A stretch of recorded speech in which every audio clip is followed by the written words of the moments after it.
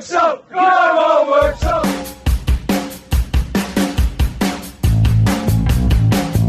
Hello and welcome to a new episode, and the first episode of Tiger Talk, the official Worksop Town podcast. I'm Devon Cash, and today I'm joined by Luke Atherton. Luke, how are you doing? I'm doing good, thank you. Dev, how are you doing? I'm not too bad. It's strange this. Normally we're just on the right-hand side or on the other side of the camera on YouTube, but a podcast, it feels right. We have so much good things to talk about at the club. Yeah, I mean, the last 18 months, it's just been a transformation. Like, it's just flipped the other side. We've gone from not having a club now to having a club that could be in the National League in the next 5 years. That's obviously everyone's point of view, but from the ground, how it's run from behind the scenes, how they've got a lovely pitch that won't get waterlogged, a new stand, new dugout, a star-studded field of players that is brought in, and the management and coaching staff down to the academy and up to the owners. Everything's rosy at the minute at Worksop. Like you said, I remember when we were obviously reporting in February 2020, and the amount of uncertainty that was in there. You think about obviously raising the money, achieving it, and then not just that, we had a global pandemic and everything's fell into place, and there's just a good feeling about the whole club at the minute, isn't there? Yeah, that period was a very strange, like you say, few weeks with the club, uncertainty of the club, obviously with the financial troubles we had. It was very worrying as a Worksop fan. I mean, that I've never experienced that, and hopefully no other fan has to experience that. And then the pandemic hit. We managed to raise the money, and I just think it's like a rebirth, really, of the club, really, since the coronavirus. I mean, it's obviously not been a nice time with the coronavirus of what's happening around the world, but I think here in Worksop it's put smiles back on Worksop fans' faces, which I think is been brilliant. I think overall it's just remarkable from Pete. But today, starting off, I think it'd be nice to talk about what's happening on the field. Let's explain the podcast a little bit better. Currently now it's Thursday night. The squad are currently enjoying their final training session before the big league season, and just saying that, it just excites you a little bit, isn't there, that competitive football's back? Oh, it's brilliant to have competitive football back and to have fans back in the ground. It's a strange feeling, and it was a norm back up to 2020, and now it's great. It's great for the town. I think it brings people out. You see families come out and they have a day of it. Your friends come and have a beer and a laugh after the game, and I think competitive football is. It's something we need back into, because it's a national sport, and we need this for the public, for the majority of the public that like football. I think Tomo put it, especially in the first lockdown when he joined in November originally, he said you can do as much running as you want, but there's nothing more important than competitive football, and football that's actually meaningful. And we've seen it in the Premier League and stuff with fans returning, and it's a whole different ball game. It's different, teams are spurred on by home form. You look at, to bring them into it, Sheffield United's form really dipped once the fans weren't allowed back into Bramall Lane because of the pandemic. But now we're getting into a situation where restrictions are pretty much dropped now. Obviously everyone's got to take care, stuff like that, but we're not a politics podcast. We're going to continue with the football, and just to tell you a little bit more about the podcast, it probably will be me and Luke most weeks, but we'll be looking to get guests on, whether that's current players, management staff. We also want fans to come on here, give their opinion, tell us about stories, what they've done over the years in terms of supporting the club. We've had a tremendous away following, going down to Bournemouth, Tiverton, even when we were at the likes of Albion Sports when we got promoted, and all these fantastic days. We want to learn more about where fans come from as well, because it's not just fans in Worksop, there's plenty around the country. Another thing as well, we were talking about the players and being out. We're currently sat in the new stand looking out on the players as training, we thought it adds a little bit of atmosphere first of all, but the aspect of that might change a little bit because once we get talking to players and stuff like that, it might be over a more professional outlook, won't it? Yeah, I think with it, like tonight, it's we're looking at how the players shaping up for the league opener with this new podcast. With something new we're starting, so we're always looking to spice it up, probably change it up from time to time, and I think coming at it with I think the beauty we have with it is having different people on, because everyone's got a difference of an opinion, and I think that's important to get them onto the platform, and it makes them feel part of the club as well, because they're involved in something that's currently ongoing at Worksop. So Luke, let's start with pre-season. Obviously the squad first came back in April and May for the pre-season. Wins over Gould, Parkgate, Reneth, Wakefield before a 2-2 draw with Craig Denton's Hallam. First game that fans could come back. Really entertaining as well, but then we were treated to a 5-0 win over Mikulova. It seems quite long ago that, but then the squad carried on their form, their unbeaten record all the way through the proper pre-season in July. A 6-2 victory over Hemsworth, a 5-0 victory over Parkgate, 4-0 over Emley, a 5-2 victory over Huddersfield Town. Unfortunately, then I was away for the 2-1 victory over Huddersfield, and then I was in quarantine, in isolation, for the Retford win, the Great Gainsborough draw, and then that 3-0 victory over Walsall. An unbeaten pre-season for Parry, for his squad, but a pretty successful one. Yeah, I mean, unbeaten, fantastic. It was weird to not have fans in at the start. I think we stumbled a little bit at first. I think maybe we needed that extra support to get us going, or probably I think more down to rustiness with not playing for so long. But I think we still won the games. We got better as every game went on. The first part of the pre-season, when we beat Mickleshover in front of fans for the first time, it just showed what potential this squad has got, because they're league above, and we didn't just beat them 5-0. We absolutely battered them. It could have been 7-8, 8-0, and I think that's when fans really started taking note of this side and thought, I know it was the first game by battered team above, and then since we've come back, we had a month off, and then the first game it was getting back into it again. We had, obviously, everywhere around the country had problems with COVID, so we were dealing with that as well. I think the players now, looking at them, they're fit, they're ready, they're sharp, everyone seems to be getting on, the team morale seems great, and I just thought, certainly the Walsall game, it just showed how good of a team this team is. Yeah, there was a lot of young players playing, but it was a great level, and it could have been a lot more last week. I mean, looking at it, there's a tendency you don't want to get too carried away with pre-season results. You've got to stay grounded, but especially in the situations, you can only beat what's in front of you. Yeah, exactly. I mean, you can't turn around and say we're going to win the league, because that's a very bold statement. It's I think we're going to be up there from what I've seen. I mean, you can only go on what you've seen so far, and like you've just said, with the teams you play against, it'll be one game at a time.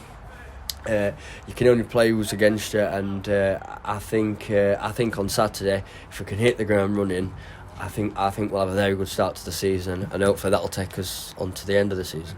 We'll talk about the start of the season in more detail soon, but first of all, and obviously incorporating some of the interviews we do, a lot of it is mostly written or on our YouTube, but the ones that are not published on there don't always, there's quotes that go to waste, so it's an opportunity for us to get this in there and fans to actually hear the voices as well, put voices to faces.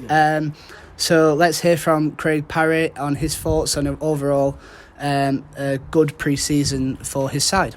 Yeah, it's been good. Obviously, we feel that we've had a successful pre-season. We've obviously come through it with an unbeaten record, but the main thing is that we've got chance to see everyone and to get every player drilled in and most importantly get a team bonding, a team spirit that we feel is right to move forward really. I'm not stood here as a manager saying that we need additions in the squad, we need a little bit of this, a little bit of that. I'm more than happy with everything that we've got. We did the recruitment pretty early and that allows us to build a good changing room, a good team spirit, and then also allows us then to get on the pitch and build a good philosophy and how we want to play. And I've got to give huge credit to the coaching staff really. I think they've done absolutely fantastic in pre-season in the way they prepared the lads, and I'm lucky to have a good coaching staff around me that can get everyone drilled and everyone ready to how we're going to play and how we want to play, moving forward. How important was it for you personally going unbeaten through pre-season, not just this pre-season but the pre-season as well, considering the likes of Mickleover, Gainsborough, Walsall and Huddersfield? Yeah, we played, we made a pact that, obviously that we wanted to play pre-season or the pre-season and we wanted tests. I'd even go back to Allen, or a good test for us really, and we obviously a good manager in there that's been here before and experienced lads at this level that's won the league to coming up to the last game of pre-season against Walsall. That is a different test for us, but it's important that you get a winning mentality, because I believe that it takes you into the season and gets used to winning, and it gets used to what you expect really as a club. It's all right losing and saying it's okay, it's only pre-season and various things, but if that's the mentality going into the season, I think it sets the wrong idea. So for us is that once we started the pre-season, we shut the changing room doors, and we said straight away that this is the way that we're going to be, this is the way we want to play, and this is the winning mentality that we've got. And I believe through the games that we've the lads have bought into that and took the games by the scruff of the neck and carried on that mentality really. And we're back. Obviously Craig there, really impressed with his side going unbeaten especially, and to mention his side now, he's got his business done really early, as he mentioned, brought in some really good players, but overall you've got to be pleased with the business, and especially with how they've turned out and playing together. Brilliant. I mean, it couldn't have gone any better this pre-season. I think what I've learnt from talking to Craig and listening to what he says, I think he goes through with his promises. He's not one to lie in deceit. I think you know what you get with him when you listen to what he says. He speaks a lot of sense, and I think the players take that. That's why he's got some of the best players in non-league at this club. I think some of the players, they just I've not seen them down here for a long time, and I think it's going to be a good era with Craig. I really am pleased with how he's set this squad up for the new season. I think the thing that strikes us as well, and as Craig mentioned, the players that have come in all serve a purpose. It's not, as Craig mentioned again, just to reference that, it's not aging players that are here just for 20 quid or that. They're actually hungry, they're young, like you think about Lewis Gibbons coming in from Boston, only 21, Zayn Hakeem only 21 or 2. A lot of the side, I think the oldest player that he's brought in was Ben Turner, and he's still got a lot to give, a lot of experience.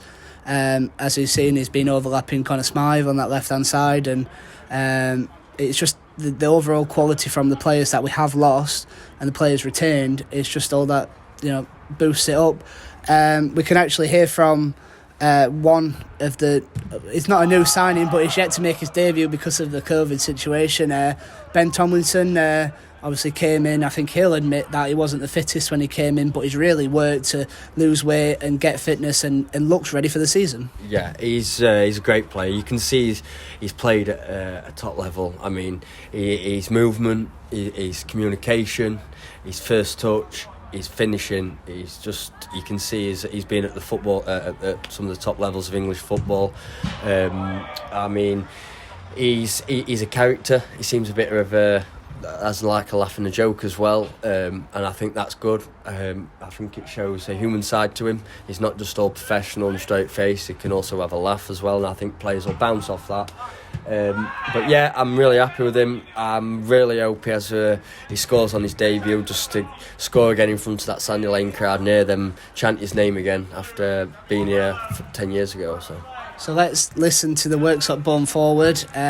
He spoke about, coming back to Worksop with you, and it was a really nice interview, weren't it?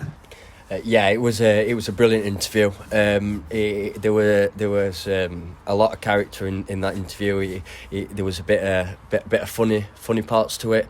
Good insight into how he is doing currently at Worksop. The welcoming the fans, and not just the fans, everyone at the club involved. They've welcomed him back with open arms, and I think it's a good interview, and I'm looking forward to interviewing him more this season. So we're approaching the new season. What's your expectations? We've got to be aiming for top of the table, haven't we? It is we're obviously a real strong team. We've done well pre-season. We should be taking that form out of the friendlies into the start of the season, so yeah, I expect us to be right up there, to be honest. And not just the goals we've scored and winning games, it's the clean sheets and the performance. How happy are you at the minute? Yeah, obviously the everything's gone really well for us. Obviously we've kept a lot of clean sheets, we've scored plenty of goals, like I said. So for me, as looking at it from an outsider in, the fans and stuff have got to be happy with that, and obviously it's good for us for confidence and stuff, to take that forward into the season. And bringing your experience from previous seasons with Worksop years ago, how has that helped you getting back into the settling down? Yeah, obviously it's like I said, I was referring to coming back home, because obviously it's a lot of familiar faces, and yeah, it's like going, once you've left home, going back to your mum's house and sitting on the sofa, like it's just going back home. So yeah, it's been great for me, to be fair. It's been lovely seeing a lot of old faces, and yeah, everybody's made me feel really welcome second time around. And on a personal note, how many goals are you expecting for yourself? Have you set any goals, or is it just take it one game at a time? No, there's no number that I'm going to put on it. Look, I'll be trying to score in every single game. So no, I'm not putting a number on it. Yeah, I want to be scoring every single game. That's the reason I've been brought here, to score goals. So, yeah, for me, every game is a game as an individual, and then we'll reflect on that at the end of the season when we see how many we get. But yeah, hopefully, I'll be heading for trying to score as many as I can every single game. And Yorkshire Amateur on Saturday, what are you expecting from that game? Like every game's going to be tough. It's one that we've got to address really professionally. Obviously, I think the first game's always important, because it obviously sets you up. Do you know what I mean? Having a good pre-season is great, but it's your first couple of games that sets out your stall for the season. So we've got to be really professional in that first performance and get a result. Hopefully we get the result that we want, and then we can carry that forward into the coming games. So yeah, it's got to be a professional performance where we take 3 points. So that was Tomo, just one of many great attacking talents that we've actually got this season. It's a bit like if you could put them all together, it'd be like a Swiss Army knife, because you know what you're getting with your pace. He can drive from the outside in the half spaces into the area, operating mostly on the left. Zane, he's just he's a built-in striker, isn't he? All round, he can dribble, he can hold it up, he can head it, he can finish. I mean, that Mikulova goal, what a stunning goal! But even the other, obviously, you mentioned Tomo with his interview, but he's strong. He's like a battering ram. He was when he was younger, and now he's older. He's got that football league aspect and that sort of know-how. Sam Akroyd comes in from Parkgate, a young striker. Scored a hat-trick on his first game of the season for Parkgate. Looked really promising. And it's good to have that attacking talent up there. Even Maka as well. We know what Maka's like. He's like a bulldog, isn't he?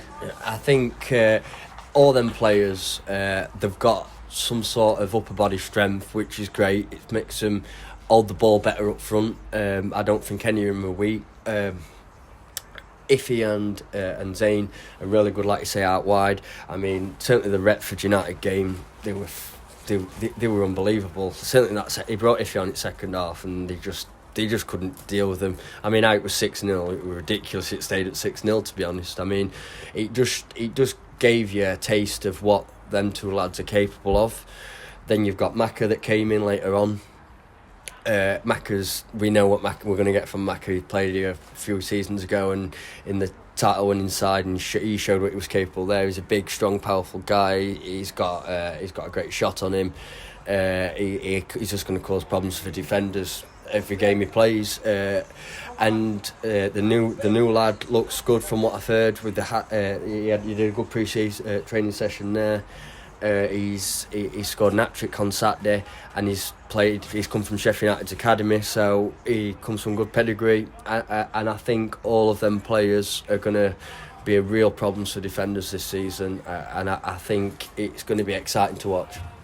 And it's not just the forward line. The overall squad is really balanced. You've got players that are, obviously last season we had a couple of injuries, like Broadhead having to drop into defence, but we've actually got a solid squad that is still quite tight. A squad of 18 now, 2 goalkeepers in there, but it's balanced all over, and even the defence looks really strong with Gibbo and Turns coming in. And the midfield as well. So, I mean, you spoke to Ben just now. What did he have to say? Really positive things from how the pre-season's gone. Really happy with it. He's happy with the 3 clean sheets they kept towards the back end of the pre-season schedule. He's really optimistic going into Saturday's game that we're going to get all the 3 points. I mean, you do every game, but I just feel like they know what they're doing, you know, and they know each other's games in and out. And Ben, he also highlighted like the main message this season is to win the league, not just to go up it's just win the league, and that standard will set him in good stead. I think it'll be interesting. And let's hear from Turns now, the Worksop born defender. Yeah, so after quite a long pre-season than usual, what was your take on the pre-season as a whole? And now I'm getting older, very long, but no, it has been good. Like, lads, we're coming early in May and lads bonded well, and I think it's given us a massive togetherness going forward, and we feel like we've been together a while, not just 6 weeks, and everyone's raring to go Saturday. And as a defender, in the last 3 games, you kept clean sheets. How great is that as a defender? Yeah, as a defender, it's where you build from. I always say your titles are won at back, but to be fair, lads up top are flying. We're scoring 4 or 5 goals. Like, if we keep clean sheet, the rest will take care of itself. And Yorkshire Amateur on Saturday, how important is it to get off the ground running? Yeah, it's that first game. It's what you buzz for. It's what you work all week for, all pre-season. Fans will be back. Like, if we hit the ground running Saturday, we want other teams to be looking at us and thinking they've got a good start there off. So there's no pressure, but confident we'll be fine. And what are you expecting or wanting from this season for Worksop? I think we all want the same thing: win the league. We haven't come just to take part. We've come to win it. That was a good interview, Luke. It just shows that there is a character and there's a knowing in the squad. I know there was a little bit of noise in there, and to our surprise as well, walking in, obviously the squad harmony is high, and they love playing pranks on each other. You know, like Ewan's in there with his mischief, and to our surprise and not a distaste a little bit, seeing several players walk around in knickers wasn't on our plan sheet or anything, but it just shows that the squad harmony is there, and Paz has touched on that. Yeah, I mean, they came out in the pants, and it was just so funny. I mean, everyone was on the floor laughing, and it just reflects on what a great work that Craig and his management staff have done with the squad. They've brought some good players in that have all fitted in together, and like you say, they're just having a laugh and a joke, you know, and they're enjoying it. They're enjoying the time at Worksop, and it's great to see. I know that from when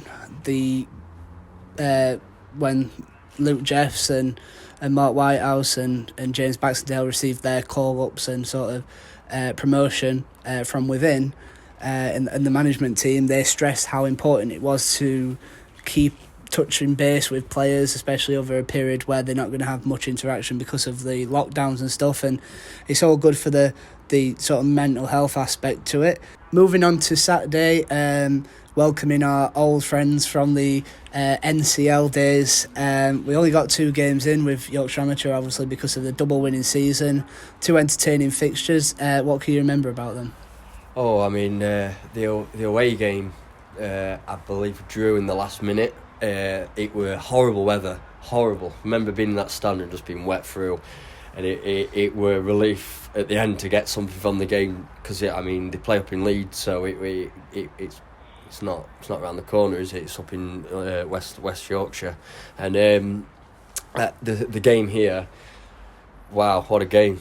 Like one of the best games I've seen since I've started reporting for Worksop. I mean, there were a record-breaking crowd, if I remember rightly. And the result just reflected the atmosphere, just absolutely 10 out of 10, outstanding. Yeah, like you said, I can remember poor Lewis Pico on the side taking the photos. He's obviously, the lad is absolutely dedicated. Yeah. I reckon you could probably rinse him now, he'll still leak water because of how heavy that rain was, and he was still on the side wanting to take photos, and we're telling him, no, Lewis, get in because you're going to get... I'm sure he had to do, the breaststroke to the other side of the pitch at half time just to make sure he was in the right spot. But yeah, like you mentioned, absolutely brilliant. That's the beauty of non-league, because you have these little stories. You think about that day at Yorkshire Amateur, there was 100 Worksop fans that'll always be engrossed in that little pack, and I mean everyone's got these stories, and that's why we want to hear from listeners and get them on. I remember I think it was Vank that scored the equaliser, and then if I remember rightly, Mitch was about, if he'd just not cut his toenails the week before, he might have got the toe end at the last minute, and we won that, which I think arguably we should have won that. But the second game, 7-0, Craig Mitchell hat-trick, absolutely fantastic. It just blew us out of the water. And you mentioned about the record-breaking crowd.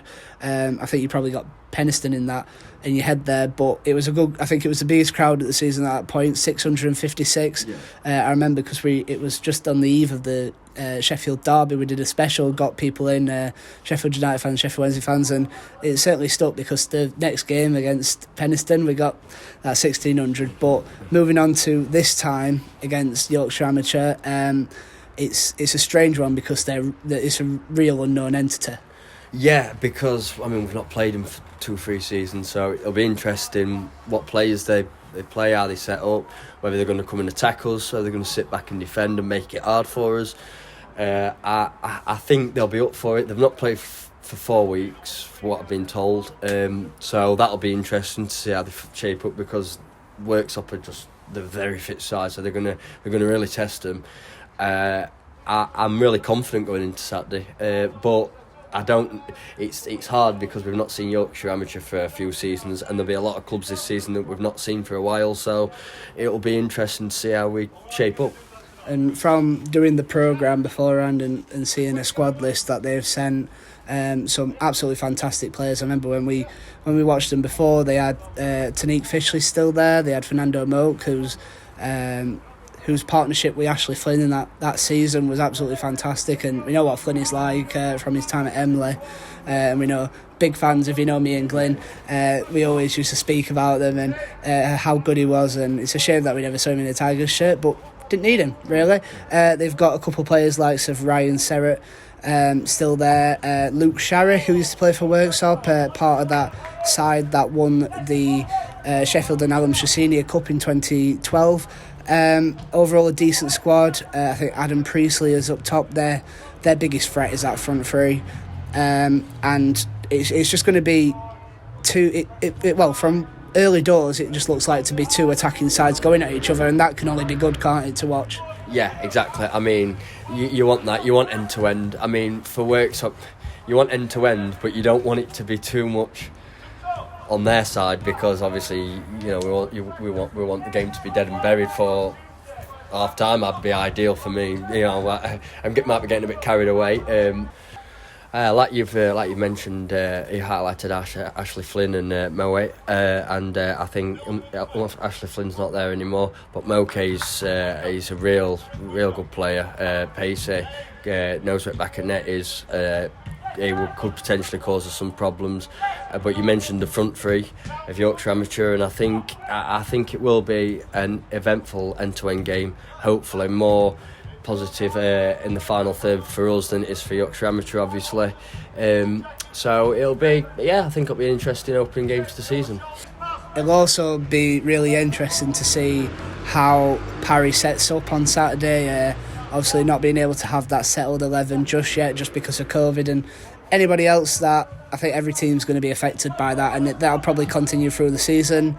If anyone comes away from that unscathed in terms of missing players, then go and put your Euro Millions lottery ticket on, because you're going to be in for a win in there.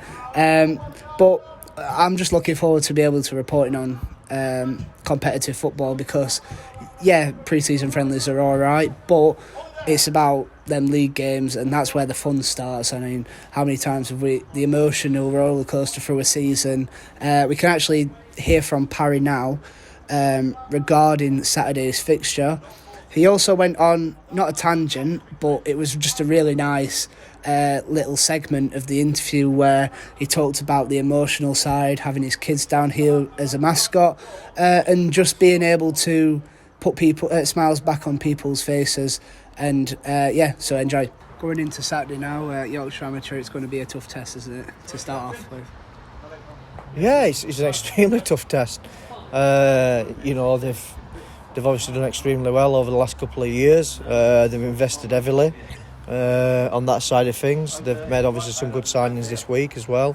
But for me, it doesn't matter who we play. It's 3 points. Every game's 3 points. And we're here to attack them and put them on the back foot, and hopefully cause them big problems moving forward. I think where we got to approach every game this year is that if it's Yorkshire Amateurs or whoever it's going to be in the league, it's got to be about us and what we do, and the game will take care of itself, and the whatever points we earn from that will take care of itself. But our main objective throughout each game is to outscore teams and come away with as many points as we possibly can. And obviously the league opener, it's just after so long without a game, obviously the last competitive game being on Halloween, it's just going to be unbelievable to actually get into some competitive football again. Yeah, it's actually scary that you just mentioned that. You don't, when you take a step back, you actually believe that the last game we had, we actually on Halloween night, and it's scary to think that. But for me, I think I'm just glad to get the season started. I'm glad to get competitive football. I'm glad to get everyone back playing football. I'm glad to be able to go out in the open with my family, my kids. I've had my kids here in the pre-season, running around, and regardless of the results, regardless of what everyone's expectations are, I'm just glad to get football back to competitive football. People watching, people going away with a smile on the face, and enjoyment, and the biggest, it sounds weird, but my little one was the mascot against Walsall in that side of things, and I thought, him going away and having a smile on his face, it's made me think, that it's the football's here, it's ready now to go, and I hope I can put smiles on the faces as much my little boy was, like he was back out on the pitch enjoying it and enjoying being around, and I hope I can do that with the fans that turn up here, the directors, the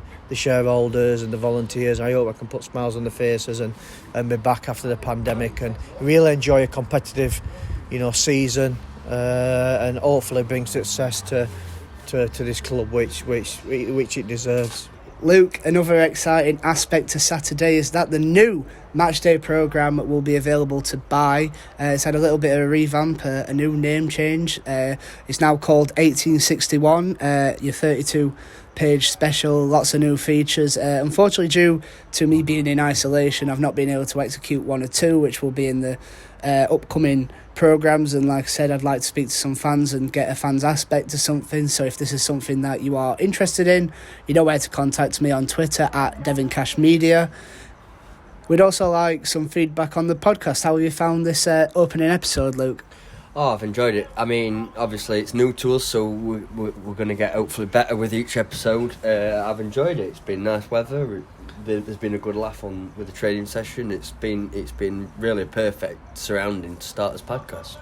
I think there's also like kind of a lack of club podcasts, not just in non-league but in the football league. So I think it's nice to be able to execute some of the interviews that we do, just to showcase everyone, show like, especially with the Tomo interview, sort of how light-hearted he is and how players can have a joke, and hopefully this will go forward and be something quite regular for the podcast. And, when we get him on live, we'll be able to have that back and forth banter and stuff like that, and it certainly will hopefully humanise players. Yeah, exactly. I mean, they're approachable round Sandy Lane, but this will make it even more, more humanised, because you're not just saying hello, thank you, having a photo or a quick chat. It's a conversation, and like you say, there'll be good camaraderie there, and I think that'll help boost the podcast. I think it'll help the relationship between the fans and the players. Maybe some more fans might join in more to songs for a certain player because they liked an episode, or it's going to be exciting to see where this will go. And so that's it. That's the end of episode 1. Hopefully we can't be commissioned because it's free anyway, but hopefully you'll be hearing in episode 2. Enjoy the game on Saturday. You can find live match updates if you're not there on our Twitter page at Worksop Town FC. You can also find other features on our other social media channels on Facebook at facebook.com/WorksopTown1861, and you can find us on Instagram, WorksopTown_official. We're also on TikTok, where you can find some behind the scenes action, some stuff that you don't see on other platforms that are a bit more light-hearted. But overall, thank you for listening. Give us a little bit of feedback, and hopefully we'll improve as we go on. Yeah, echoing what Dev said. Enjoyed the podcast. I think it will improve as we'll get better content, I think, as it goes along. I'm looking forward to the game on Saturday. Hope you're all down here on Saturday to enjoy the day out with your kids, with your mates, or with your family. And good luck. Hopefully we can come away with 3 points by 5 o'clock. Up the Tigers.